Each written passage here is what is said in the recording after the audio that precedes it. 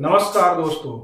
आज किसी फिल्म का रिव्यू नहीं करेंगे, आज किसी ट्रेलर का रिव्यू नहीं करेंगे। आज बात करेंगे ममता कुलकर्णी के बारे में। ममता कुलकर्णी जो कि 90s की एक टॉप एक्ट्रेसेस है, वो कुंभ के अंदर संन्यास ले चुकी है। जी हाँ, वो किन्नर समाज के महामंडलेश्वर बन चुकी है।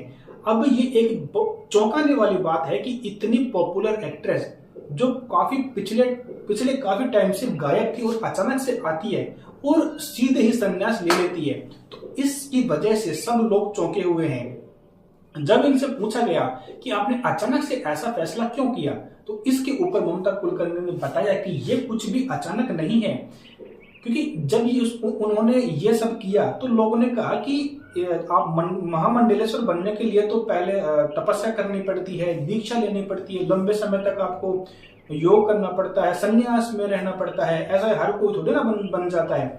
तो इस पर ममता कुलकर्णी ने कहा कि 23 साल के पहले, यानी कि 23 साल पहले मेरे गुरु मुझे दीक्षा दे चुके हैं, तो उसके बाद से 12 साल तक मैंने कठोर तपस्या करी है और कठोर तपस्या के अंदर मैंने खाना नहीं खाया, मैंने सिर्फ फल खाए हैं और फल आहार और जल, सिर्फ ये दो चीजें मैंने खाई है और इसी से मैं अपना जीवन यापन कर रही थी। और इसी के साथ ही मैंने कठोर तपस्या करी है, जिसके बलबूते मैंने अपनी कुंडली शक्ति जो होती है वो जागृत करी है।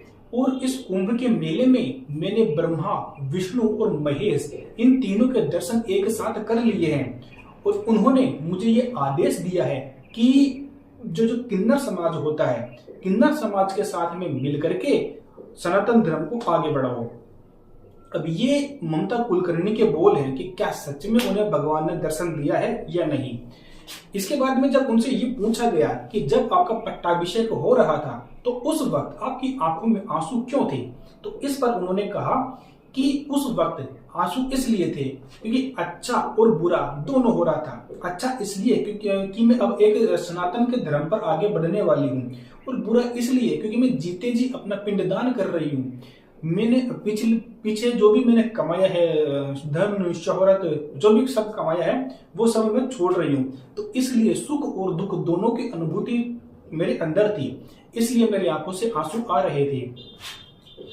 ये जो किन्नर समाज के जो महामंडलेश्वर है, जिनका नाम है लक्ष्मी नारायण त्रिपाठी, उन्होंने बताया कि ममता कुलकर्णी एक बहुत बड़ा नाम है, इनको सिर्फ एक जिले तक सीमित रखना उचित नहीं है, इसलिए इनको पूरे जो किन्नर समाज है उन सभी का महामंडलेश्वर बनाया जाएगा क्या बनाया जा चुका है।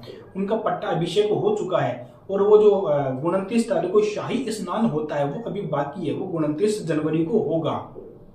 इसके बाद में जब उनसे ये पूछा गया कि आपने ये सब अचानक से क्यों किया, तो इन्होंने तो क्या बताया वो मैंने आपको बता दिया। अब मेरे हिसाब से इसके पीछे दो कारण हो सकते हैं। एक तो ये कि उन्होंने अपनी कम उम्र में ही अच्छा और बुरा दोनों समय देख लिया, यानी कम उम्र में उन्हें वो स्टार्टअप अभिनेत्री के तौर पर मिल चुका था। जब उनकी फिल्म आई करण अर्जुन, इतने ज्यादा टॉप हिट हुई थी वो, जिसके अंदर सलमान और शाहरुख भी थे। इसके अंदर एक गाना भी था कि राणा जी मुझे माफ करना, तो इस गाने के अंदर ममता कुलकर्णी थी, तो वो गाना बहुत ज्यादा हिट हुआ था।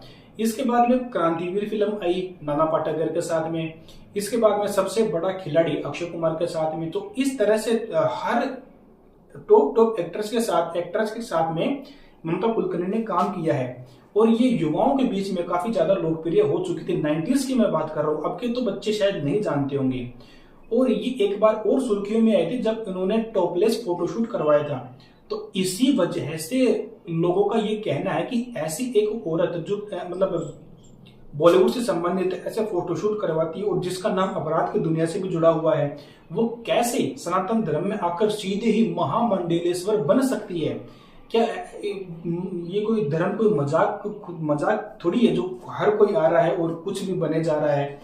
एक्चुअली बात क्या है कि इसका ममता कुलकर्णी का नाम एक ड्रग माफिया है जिसका नाम है विक्की गोस्वामी। तो विक्की गोस्वामी के साथ में इसका नाम जोड़ा जाता है। विक्की गोस्वामी के प्यार में ये पड़ चुकी थी और दुबई में जाकर के उससे शादी भी कर ली। विक्की गोस्वामी के पीछे पुलिस पड़ी और उसको 12 साल तक जेल हो गई। उसके बाद में मुंबई पुलिस जो है वो भी ये जो है ममता कुलकर्णी इसको ढूंढ रही थी, क्योंकि ममता कुलकर्णी का नाम भी ड्रग के साथ में जुड़ चुका था। तो अपराध की दुनिया में भी ये कदम रख चुकी थी। और ये जो डायरेक्टर वगैरह होते हैं ना, उनको धमकाने के लिए भी अंडरवर्ल्ड से ये फोन करवाती थी ताकि मूवीज में काम मिल सके। तो ऐसी भी काम उन्होंने कर चुके हैं।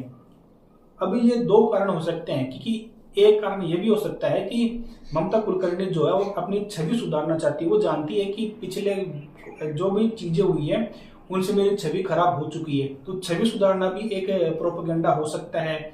या फिर ये भी हो सकता है कि सच में मोह माया से उनका मन उठ चुका हो और अब वो भगवान की शरण में आना चाहती हो। तो इन सभी के ऊपर आप लोगों का क्या कहना है? कमेंट्स में अपने विचार हमें बता सकते हैं। ऐसे ही और जानकारी प्राप्त करने के लिए चैनल को सब्सक्राइब करें। धन्यवाद।